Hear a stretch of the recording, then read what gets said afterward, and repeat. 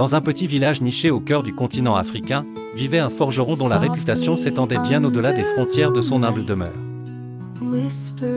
On disait que ses mains avaient le pouvoir de transformer le fer brut en objet d'une beauté époustouflante, et que ses créations étaient convoitées par les habitants des villages environnants.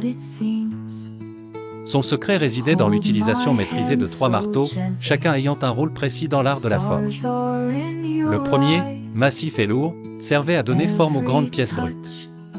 Le second, un peu plus léger, permettait d'ajuster avec précision les formes préalablement créées. Enfin, le plus petit et délicat, était employé pour les finitions, conférant aux œuvres cette touche de grâce qui les rendait si particulières. La vie suivait paisiblement son cours jusqu'à ce que, séduit par l'idée de gagner du temps, le forgeron prenne une décision qui allait mettre en péril son art et son gagne-pain. Un matin, il décida d'abandonner ses 2 marteaux légers pour ne plus travailler qu'avec le plus lourd, persuadé que cela lui permettrait d'aller plus vite. S'il produisit en effet davantage, la qualité de ses œuvres s'en trouva rapidement altérée, les objets autrefois raffinés devinrent grossiers et asymétriques. Les clients commencèrent à se détourner, insatisfaits des nouvelles fabrications.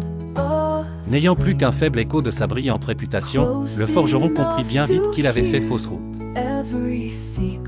Il reprit ensuite l'utilisation de ses 3 marteaux, rétablissant ainsi la qualité et la finesse de ses créations.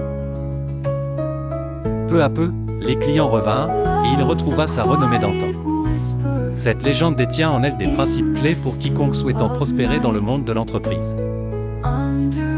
Comme le forgeron avec ses marteaux, une entreprise doit savoir équilibrer 3 éléments primordiaux, le modèle, la stratégie et l'exécution. Le modèle représente le plan global de l'entreprise, fixé telle la vision d'ensemble façonnée par le marteau le plus lourd. La stratégie, comparable au marteau moyen, représente l'ajustement constant des actions pour atteindre les objectifs fixés. Enfin, l'exécution, méticuleuse et précise comme le marteau léger, est la mise en œuvre concrète des idées et des plans dessinés. L'échec d'une entreprise peut souvent être attribué à l'oubli ou à la négligence d'un de ces 3 aspects fondamentaux. Prenons l'exemple d'une entreprise comme Apple.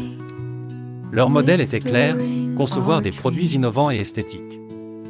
La stratégie adoptée consistait à offrir une expérience utilisateur unique, soutenue par un écosystème intégré. Mais c'est surtout leur exécution irréprochable, de la conception jusqu'à la commercialisation, qui a permis à la marque de se hisser au sommet. Sans l'un de ces 3 piliers, Apple ne serait pas ce qu'elle est aujourd'hui. Et vous, dont l'entreprise rencontre peut-être des difficultés, quel est le pilier négligé dans votre propre modèle? Est-ce le modèle qui manque de direction, la stratégie qui flanche ou bien l'exécution qui laisse à désirer?